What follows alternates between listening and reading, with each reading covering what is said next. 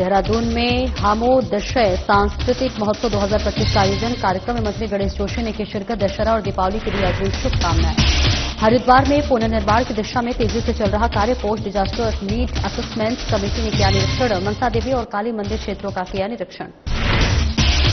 नैनीताल में स्वच्छता पखवाड़ा अभियान का आयोजन। वन पंचायत फूट गांव में चला स्वच्छता अभियान। सिंगल यूज प्लास्टिक को लेकर दी गई जानकारी। रामनगर में पेपर लीक मामले में जांच की मांग। जुलूस निकालकर लोगों ने की जांच की मांग। सरकार से की लोगों को रोजगार देने की मांग। और ऋषिकेश में बैराज पुल से युवक ने लगाई गंगा में छलांग। परिजनों ने पुल पर किया हंगामा। पुलिस पर युवक को नहीं तलाशने का आरोप।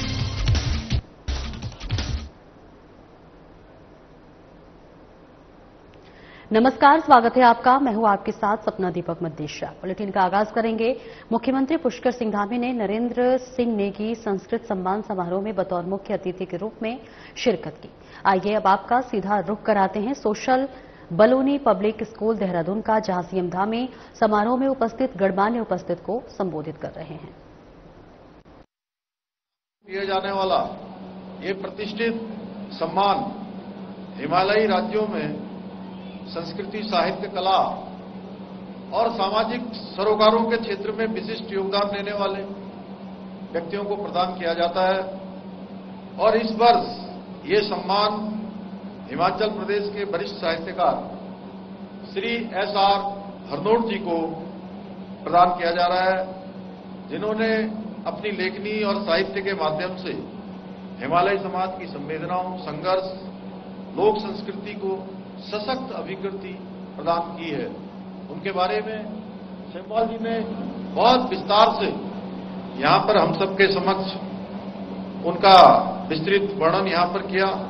मैं आज के इस अवसर पर श्री हरनोट जी को समस्त उत्तराखंड वासियों की तरफ से, अपनी तरफ से, आपकी तरफ से हार्दिक बधाई देता हूं, शुभकामनाएं देता हूं। साथ ही मैं इस अद्वितीय आयोजन के लिए उत्तराखंड लोक समाज और समस्त आयोजकों को भी हृदय जल से उनका आभार व्यक्त करता हूं।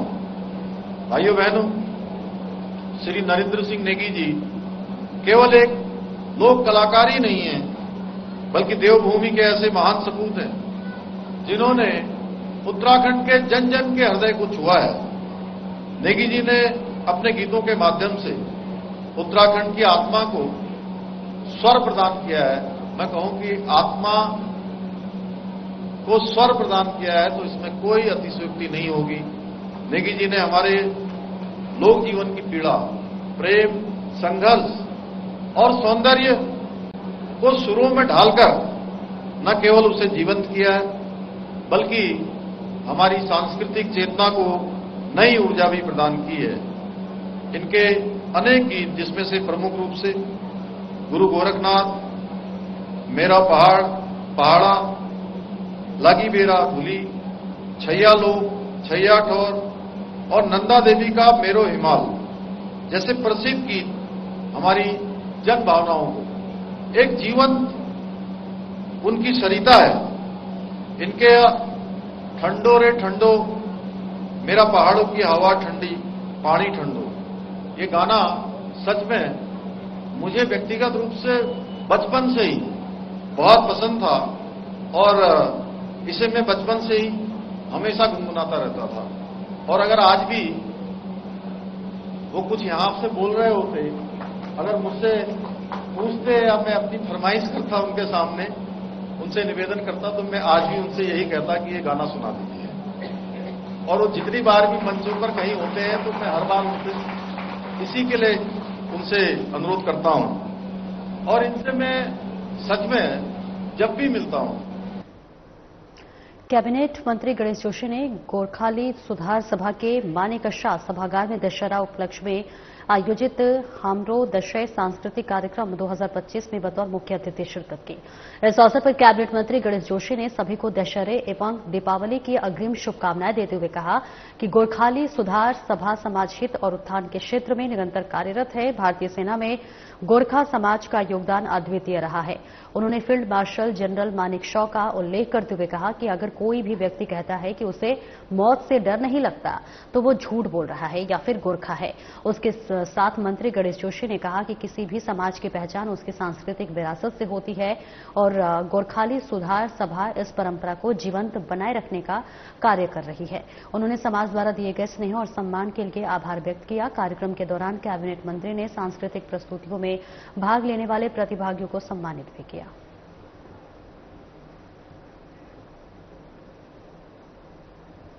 दशहरे के पावन पर्व पर हार्दिक शुभकामनाएं देता हूं, बधाई देता हूं। आज छठा नवरात्रा है, मां कात्यायनी की आज पूजा होती है। मैं कात्यायनी से मां से प्रार्थना करता हूं कि हम सबके घरों में खुशियां आए, हम हर दुख कष्ट से बचें। और आज तुरंत साहब का बेटा देश की सीमा पर रक्षा करते हुए शहीद हुआ है, उनको सम्मान देने का एक मौका मिला। हमने आपको कुछ जिम्मेदारी दी और आपने बड़ी खूबी से जिम्मेदारी को निभाया। तो तीज है, हमारे जो त्योहार है हमारी संस्कृति के संवर्धक है, इसको बड़े रूप से मनाना चाहिए। और आगे बढ़ेंगे जहां यूके एसएसएससी पेपर मामले को लेकर मुख्यमंत्री पुष्कर सिंह धामी का बड़ा बयान सामने आया है। मामले की सेवानिवृत्त न्यायमूर्ति की निगरानी में एसआईटी जांच जारी। छात्र छात्राएं रखे सब्र, छात्र छात्राओं के हितों में लेंगे उचित निर्णय, 1% भी नहीं हटेंगे पीछे। बिना किसी भ्रष्टाचार के पारदर्शी तरीके से संपन्न हुई 25,000 सरकारी नियुक्तियां। मैं जब तक जिंदा हूं तब तक उत्तराखंड के एक एक छात्रों को न्याय दिलाना मेरा कर्तव्य और जीवन का उद्देश्य। थोड़ा सब्र करिए। मैं छात्रों से भी कहना चाहता हूं कि हम आपके हित में बिल्कुल उचित निर्णय लेंगे और हम उसमें 1% पीछे नहीं हटेंगे। नकल का कानून मेरे मुख्य सेवक दायित्व में आने के बाद आया है। 25,000 नियुक्तियां हुई हैं, इसलिए मैं कहना चाहता हूं मैं जब तक जिंदा हूं उत्तराखंड के एक एक छात्र को न्याय दिलाना मेरा कर्तव्य है, मेरा जीवन का उद्देश्य है। उत्तराखंड में हाल ही में बादल फटने और भूस्खलन जैसी प्राकृतिक आपदाओं से हुए भारी नुकसान के बाद अब पुनर्निर्माण और आपदा न्यूनीकरण की दिशा में तेजी से कार्य किया जा रहा है।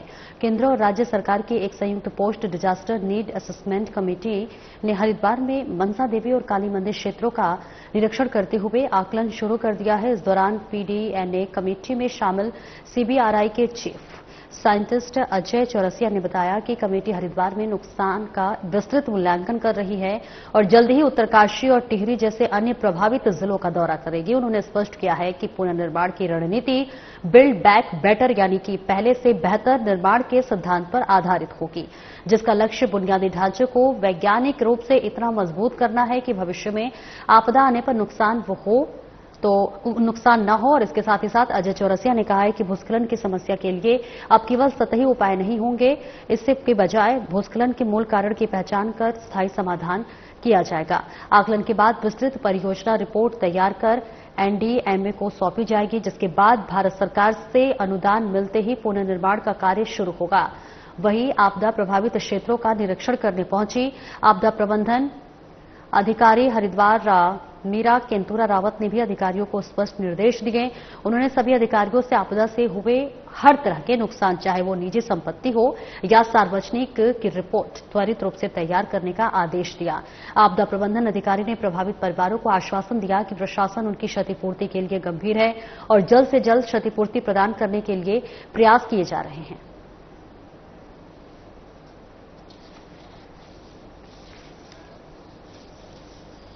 देखिए, उत्तराखंड प्रदेश है, इसमें आपको पता ही है कि बहुत ये जो डिजास्टर्स हुए थे, क्लाउड बर्स्ट, डेब्रिस फ्लो वगैरह, तो इसके कारण काफी जानमाल का नुकसान हुआ था। तो इस जानमाल का नुकसान जो हुआ था उसका आकलन करने के लिए हमारी कमेटी आई है, जिसका नाम है need assessment, post disaster need assessment. तो हम जो भी नुकसान हुआ उसका मूल्यांकन करके अब उसको कैसे रोका जा सकता है, तो उसके लिए जो तकनीक लगानी है स्ट्रेंथनिंग की, वो उसके ऊपर असेसमेंट कर रहे हैं और उसकी पूरा डीपीआर बनाकर हम इसकी रिपोर्ट एनडीएमए को दी जाएगी। अभी हम हरिद्वार जिले में हैं, इसकी तरह से हमने हर जिले, उत्तरकाशी और टिहरी, देहरादून, ये जिले किए हैं और बाकी के भी जिले कंप्लीट करके ये दे देंगे, ताकि बेसिकली हमारा जो पर्पस है कि जो हमें जो भी अब रिकवरी जो है, रिकवरी फेज में हमको क्या इंफ्रास्ट्रक्चर की जरूरत है उसका आकलन किया जाएगा। जो भी हम इंफ्रास्ट्रक्चर देंगे वो साइंटिफिकली प्रूवन टेक्नोलॉजी से इंप्लीमेंट करेंगे और वो बिल्ड बैक बेटर के प्रिंसिपल से किया जाएगा, ताकि भविष्य में कोई भी इस तरह से कोई आपदा आती है तो उसमें हमारा कोई जान माल का या तो बिजनेस लॉस का जो होता है नुकसान वो ना हो। मतलब ये मनसा देवी का जो हमने यहाँ पे लैंडस्लाइड जोन का सर्वे किया है, हमारी एक्सपर्ट टीम जो है जो भारत सरकार से और स्टेट गवर्नमेंट से आई है, तो ये पीडीएनए के तहत हुआ, पोस्ट डिजास्टर नीड असेसमेंट। तो इसको पूरा एक समग्र डेवलपमेंट के ओर से इसको देखा जा रहा है कि लॉन्ग टर्म पर्सपेक्टिव में जो है, ताकि यहाँ पे आगे भविष्य में कभी भूस्खलन ना हो और उससे कोई नुकसान ना हो। तो उसको देखते जो बिल्ड बैक बेटर जो स्ट्रेटेजी है कि कैसे पहले से भी बेहतर हो जो ये हमारा ये पूरा एरिया है, तो उसके तहत जो ये सर्वे किया जा रहा है। और जो पहले हमारा जो सर्वेक्षण हुआ है उसमें ऑलरेडी जो है प्रक्रिया चल रही है। जो शॉर्ट टर्म मेजर है उसमें सिंचाई विभाग जो है अभी काम कर रहा है, और जो लॉन्ग टर्म के लिए है उसके लिए भी जो है शासन में कार्रवाई हो रही है। 2023 में जो प्रस्ताव गया था, एक्चुअली ये जो है राजाजी नेशनल पार्क का एरिया है, तो इसमें जो अनुमति मिलने में जो है काफी टाइम लगा है। तो अभी पिछले महीने ही जो है अनुमति मिली है। जो लॉन्ग टर्म के जो काम थे जिसमें सिंचाई विभाग को नोडल बना रखा है, तो उसके कार्य ऑलरेडी शुरू हो गए हैं। और शॉर्ट टर्म के और जो लॉन्ग टर्म के हैं वो जो है शीघ्र ही प्रारंभ होंगे। उसकी डीपीआर बन रही है, उसके एक कंसल्टेंट की पिछले महीने एक टीम भी आई थी जो सर्वे करके गए। लेकिन जो अभी हाल में जो अभी हुआ है यहाँ पर लैंडस्लाइड, तो उसको लेकर के अभी इसको पूरी एक समग्रता में देखा जा रहा है। पीडीएनए की रिपोर्ट जो है स्टेट गवर्नमेंट को सौंपी जाएगी, स्टेट गवर्नमेंट के माध्यम से भारत सरकार को जाएगी। ये एक टूल है, पीडीएनए एक टूल। और एक ब्रेक के लिए रुकेंगे, जल्द लौटते हैं।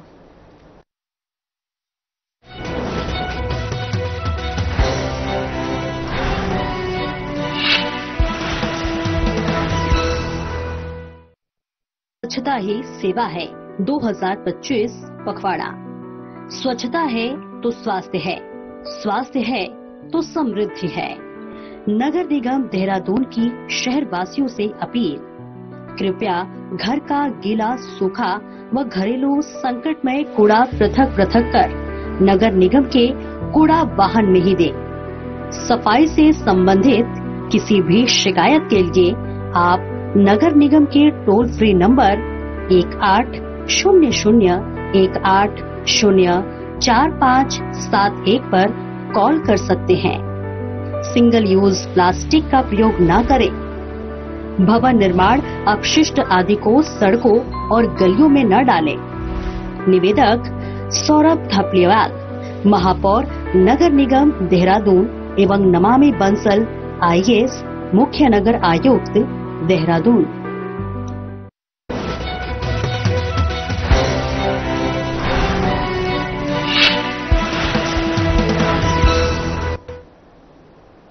और ब्रेक के बाद एक बार फिर से स्वागत है आपका। खबरों में आगे बढ़ेंगे। यूके एसएससी मामले को लेकर सीएम धामी का बयान सामने आया है, जहां मामले के सेवानिवृत्त न्यायमूर्ति की निगरानी में एसआईटी जांच जारी है। छात्र छात्राएं सब्र रखें, छात्र छात्राओं के हितों में लेंगे उचित निर्णय। तो यूके एसएससी पेपर मामले को लेकर मुख्य सेवक धामी का बड़ा बयान।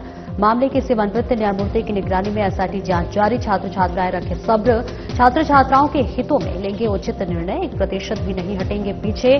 बिना किसी भ्रष्टाचार के पारदर्शी तरीके से संपन्न हुई 25,000 सरकारी नियुक्तियां। मैं जब तक जिंदा हूं तब तक उत्तराखंड के एक एक छात्रों को न्याय दिलाना मेरा कर्तव्य और जीवन का उद्देश्य। थोड़ा सब्र करिए। मैं छात्रों से भी कहना चाहता हूं कि हम आपके हित में बिल्कुल उचित निर्णय लेंगे और हम उसमें 1% पीछे नहीं हटेंगे। नकल का कानून मेरे मुख्य सेवक दायित्व में आने के बाद आया है। 25,000 नियुक्तियां हुई हैं, इसलिए मैं कहना चाहता हूं, मैं जब तक जिंदा हूं उत्तराखंड के एक एक छात्र को न्याय दिलाना मेरा कर्तव्य है, मेरा जीवन। खबर नैनीताल से है, जहां भूमि संरक्षण वन प्रभाग के ओखलकांडा राज्य के अंतर्गत वन पंचायत पुट गांव और पोखरी में स्वच्छता पखवाड़ा अभियान के अंतर्गत गोलजू मंदिर प्रांगण में स्वच्छता कार्यक्रम का आयोजन किया गया। इस दौरान सभी प्रतिभागियों को कूड़ा निस्तारण और इससे पर्यावरणीय नुकसान के बारे में विस्तृत जानकारी दी गई। एक पेड़ स्वच्छता अभियान के अंतर्गत रोपण किया गया। इस मौके पर वन क्षेत्राधिकारी ओखलकांडा मनोज जोशी द्वारा घरेलू कूड़ा का निस्तारण और सिंगल यूज प्लास्टिक का उपयोग न करने अथवा इसका निस्तारण विषय पर जानकारी दी गई। इस मौके पर वन दरोगा चंद्रशेखर जोशी ने स्थानीय जल स्रोतों और धारों की सफाई सुरक्षा करने के विषय पर जानकारी दी गई।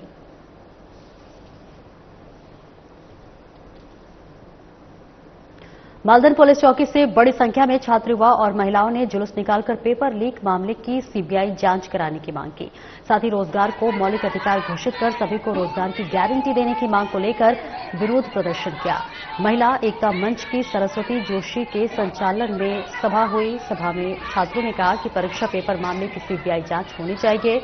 युवाओं ने कहा कि सरकार हमारी मांगे तत्काल पूरी करे, नहीं तो हम आंदोलन को तेज करने के लिए मजबूर होंगे।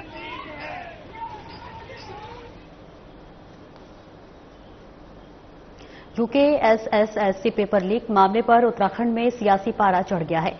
बेरोजगार युवा लगातार सड़कों पर उतरकर सीबीआई की जांच की मांग कर रहे हैं, तो वहीं बीजेपी के नेता और मंत्री सरकार का पक्ष रखने में जुट गए हैं। विकासनगर पहुंचे राज्य आपदा प्रबंधन सलाहकार समिति के उपाध्यक्ष विनय रोहिला ने कहा कि नकल माफियाओं पर कड़ी कार्रवाई हुई है, आरोपियों को जेल भेजा जा चुका है और एसआईटी जांच तेजी से चल रही है। उन्होंने सीबीआई जांच को लेकर कहा है कि जरूरत पड़े तो सरकार पीछे नहीं हटेगी, लेकिन लंबी जांच प्रक्रिया से युवाओं का भविष्य प्रभावित हो सकता है। के बारे में मुख्यमंत्री जी ने कई बार कहा है कि मुख्यमंत्री जी प्रत्येक युवा के भविष्य के लिए सतर्क है, व्यवहारिक है और सरकार उनके लिए हर कदम से कदम ताल मिलाकर चल रही है।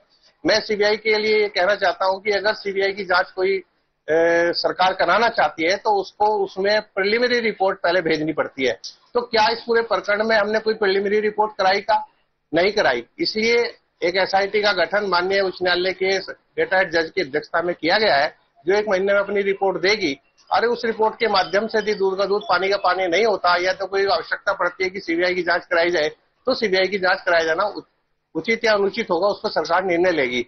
दूसरा पक्ष यह है कि सीबीआई की जांच यदि हम करते हैं तो पूरे प्रकरण में सीबीआई अपने तथ्यों का एनालिसिस करने के लिए, अन्वेषण करने के लिए लगभग 1 से 1.5 साल का समय तो लेती है।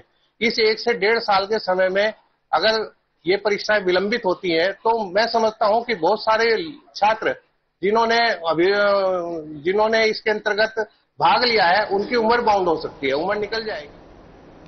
आगे बढ़ेंगे, जहां बीजेपी प्रदेश मुख्यालय पहुंचे मुख्यमंत्री पुष्कर सिंह धामी। आत्मनिर्भर भारत अभियान का किया शुभारंभ। हर घर स्वदेशी, घर घर स्वदेशी पोस्टर का किया विमोचन। सीएम धामी की प्रेस वार्ता। स्वदेशी केवल एक नारा नहीं, आत्म भारत निर्भर का है संकल्प। पीएम मोदी ने देश के समक्ष रखा 2047 में विकसित भारत का संकल्प को मजबूत और मार्ग प्रशस्त करने का सबसे बड़ा माध्यम। प्राचीन काल से ही सनातन संस्कृति की जीवन पद्धति रही स्वदेशी अपनाने से कारीगरों, किसानों, उद्योगों और स्थानीय उत्पाद बनाने वालों की आर्थिक स्थिति होती है मजबूत। स्वदेशी का संकल्प केवल आर्थिक मजबूत का साधन नहीं, बल्कि मातृभूमि के प्रति हमारा समर्पण भी। स्वदेशी से देश की अर्थव्यवस्था होगी मजबूत। पीएम मोदी ने लोकल फॉर वोकल और मेक इन इंडिया जैसे अभियान किए शुरू। उत्तराखंड के स्थानीय उत्पादों की देश भर में बढ़ रही मांग। महिलाओं द्वारा बनाए गए उत्पादों को देश में मिल रहा बेहतर स्थान। ग्रामीण क्षेत्रों में स्वरोजगार और लघु उद्योगों को दिया जा रहा प्रोत्साहन। देश आत्मनिर्भर भारत और विकसित भारत के संकल्प की ओर बढ़ रहा। आगे सीएम धामी ने प्रदेशवासियों से अपील की, स्वदेशी को दे प्राथमिकता, स्वदेशी को अपनी आदतों और दिनचर्या का बनाए हिस्सा।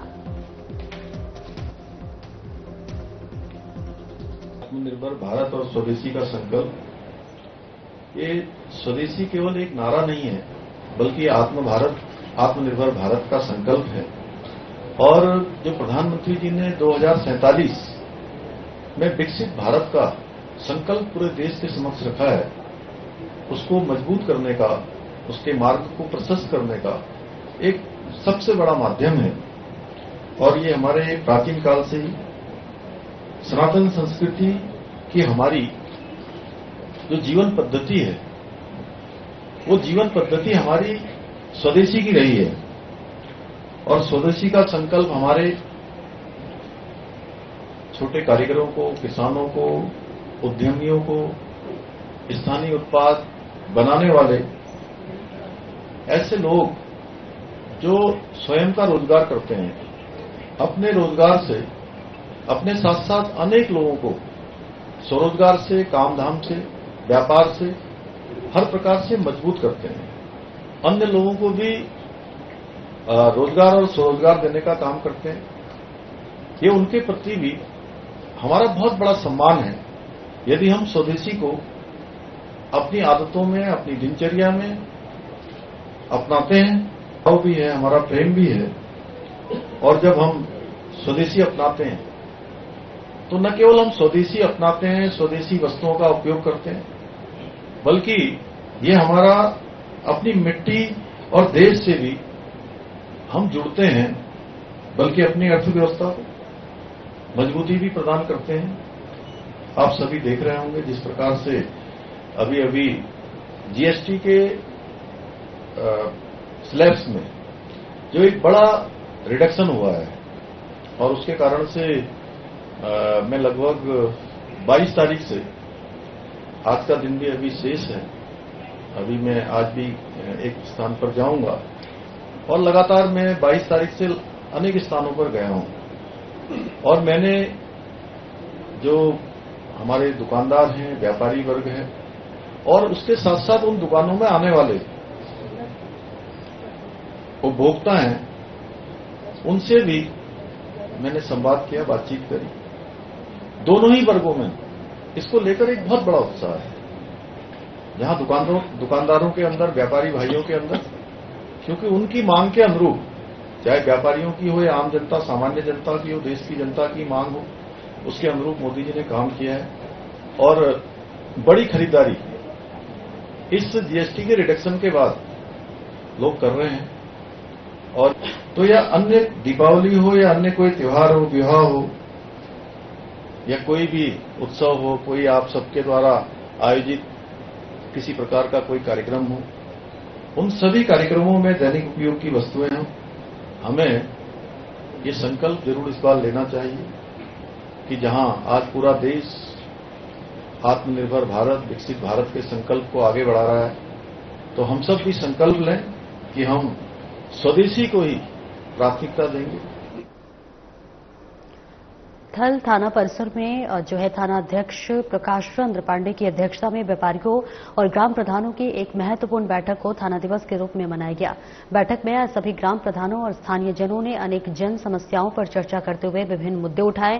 थाना अध्यक्ष प्रकाश चंद्र पांडे ने बाजार में तेज रफ्तार से बाइक न चलाने और नाबालिग को बाइक और स्कूटी न देने की अपील की। उन्होंने बैठक में जन समस्याओं का त्वरित निस्तारण करने की बात कही। साथ ही धोखाधड़ी, अज्ञात लिंक, कॉल, मैसेज से सावधान रहने के लिए भी कहा। किसी भी तरह के साइबर क्राइम होने पर तुरंत साइबर हेल्पलाइन 1930 से मदद लेने को लेकर लोगों को जागरूक किया। थाना अध्यक्ष ने युवाओं से नशे से दूर रहने की अपील की और मादक पदार्थों की तस्करी और उपयोग के विरुद्ध पुलिस की सतत कार्रवाई की जानकारी दी।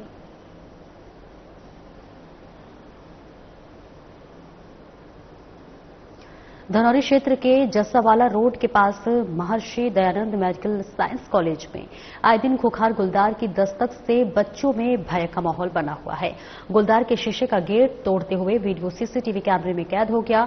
मौजूद चौकीदार ने अंदर कमरे में घुसकर अपनी जान बचाई। गुलदार पूरे कॉलेज परिसर में टहलता नजर आया। गेट पर हमला करते हुए गुलदार के दिखाई देने से कॉलेज प्रशासन में हड़कंप मचा हुआ है, जिसकी सूचना पर वन विभाग को कई बार दी जा चुकी है। जहां कॉलेज प्रबंधन अश्वनी सैनी ने विभागीय अधिकारियों पर गंभीर आरोप लगाए हैं। उन्होंने कहा है कि काफी समय से कॉलेज परिसर में गुलदार देखे जा रहे हैं, जिसकी सूचना समय समय पर विभागीय अधिकारियों को दी जा रही है, लेकिन अधिकारियों के कान पर जू तक नहीं रेंग रही है। उन्होंने कहा कि विभाग को किसी भी बड़े हादसे का इंतजार है, इसलिए कॉलेज परिसर में गुलदार पकड़ने के लिए पिंजरा नहीं लगाया जा रहा है। उन्होंने बताया है कि बीती रात को चौकीदार ने कमरे में अंदर घुसकर अपनी जान बचाई है। अश्वनी सैनी ने कहा कि वन विभाग पूरे तरीके से कुंभकर्णी नींद सोया हुआ है। जब तक कोई बड़ा हादसा नहीं हो जाता तब तक विभागीय अधिकारियों की नींद नहीं टूटेगी। उन्होंने यह भी कहा है कि अगर कोई जनहानि होती है तो उसका जिम्मेदार विभाग होगा। Medical science and research institute है और जो बसासत के बीचों बीच है, बिल्कुल धनौरी का बसासत है, पोस एरिया है यहाँ, और आए दिन यहाँ 12 तारीख से लगातार गुलदार आ रहा है, जिसकी सूचना शासन को दी गई है, वन विभाग को दी गई है, लेकिन कोई कान पर कुछ जू नहीं रेंग रही है। किसी प्रकार की कोई एक्टिविटी हमें दिखाई नहीं देती है इसमें वन विभाग की तरफ से कि वो इसमें इस मामले को लेकर गंभीर हैं। आश्वासन दिया जा रहा है, हम लोग उसकी परमिशन ले रहे हैं, परमिशन पता नहीं किससे ली जा रही है परमिशन। भाई तब तक कोई यहाँ दुर्घटना हो जाएगी, वो यहाँ किसी बड़ी घटना को अंजाम दे देगा। रात भी चौकीदारों ने वो भाग कर, रात वो गुलदार चौकीदार हमारा जाग रहा था, उसकी अपनी व्यवस्था से जान बची है उसकी। अगर वो किसी वजह से भी थोड़ा बहुत सोया हुआ होता या कुछ ऐसी चीजें होती, रात के 2 चौकीदार यहाँ रहते हैं, वो दीवार फांद कर जैसा आया पहले दीवार पर वेट करता रहा। हमने जैसा सीसीटीवी कैमरों में देखा तो दीवार पर क्या टहलता रहा पहले तो 1-1.5 मिनट तक। उसने देखा कि हाँ यहाँ कोई चौकीदार है अंदर, तो वहां जाकर उसके ऊपर हमला करने का प्रयास किया। उसने फिर वहां से दूसरी रूम में जाने का रास्ता है, वो भाग कर दूसरी। संदिग्ध परिस्थितियों में एक युवक ने बैराज पोस्ट से गंगा नदी में कूद गया, जिसमें घटना के बाद 4 दिन बीतने के बाद भी युवक का गंगा में पता नहीं चलने पर परिजन भड़क गए, जहां परिजनों ने पुलिस पर युवक को तलाश नहीं करने का आरोप लगाते हुए बैराज पुल पर हंगामा कर दिया। बैराज पर लगा बैरियर डाउन करके ट्रैफिक जाम कर दिया। ये सूचना मिलते ही पुलिस में हड़कंप मच गया। आनन फानन में आईडीपीएल और आसपास की चौकी से पुलिस मौके पर पहुंची और परिजनों को समझाने का प्रयास किया, लेकिन परिजन युवक को गंगा में तलाश करने की मांग पर अड़े रहे। काफी देर बाद मौके पर एसडीआरएफ की टीम पहुंची और गंगा में सर्च ऑपरेशन चलाना शुरू किया। तब जाकर कहीं परिजनों का गुस्सा शांत हुआ और उन्होंने बैरियर उठाकर ट्रैफिक जाम खोला। कृष्णानगर कॉलोनी आईडीपीएल निवासी सरिता ने बताया कि उसका पति अरविंद 24 सितंबर की सुबह करीब 9:30 बजे संदिग्ध परिस्थितियों में बैराज पुल से गंगा में कूद गया। ये नजारा आसपास के लोगों ने देखा और सूचना उन तक पहुंची, लेकिन बैराज पुल के दोनों ओर तैनात सिक्योरिटी ने उन्हें 4 दिन तक सीसीटीवी कैमरे नहीं दिखाए, जिससे कि परिजन युवक को तलाश करने के लिए परेशान होते रहे। पुलिस को भी घटना की जानकारी दी। आरोप लगाया कि पुलिस ने युवक को गंगा में सर्च करने के लिए कोई भी कदम नहीं उठाया। मजबूरी में उन्हें बैराज पुल पर ट्रैफिक जाम करना पड़ा, जिससे प्रशासन के कानों तक उनकी आवाज पहुंच सके। आईडीपीएल चौकी प्रभारी विनय शर्मा ने बताया कि युवक के गंगा में कूदने की सूचना पर एसडीआरएफ ने परिजनों को बिना बताए बैराज से हरिद्वार तक सर्च ऑपरेशन चलाया, लेकिन परिजनों ने सर्च ऑपरेशन की बात पर विश्वास नहीं किया, इसलिए वे बिफर गए। फिर से एसडीआरएफ की टीम गंगा में सर्च ऑपरेशन चला रही है।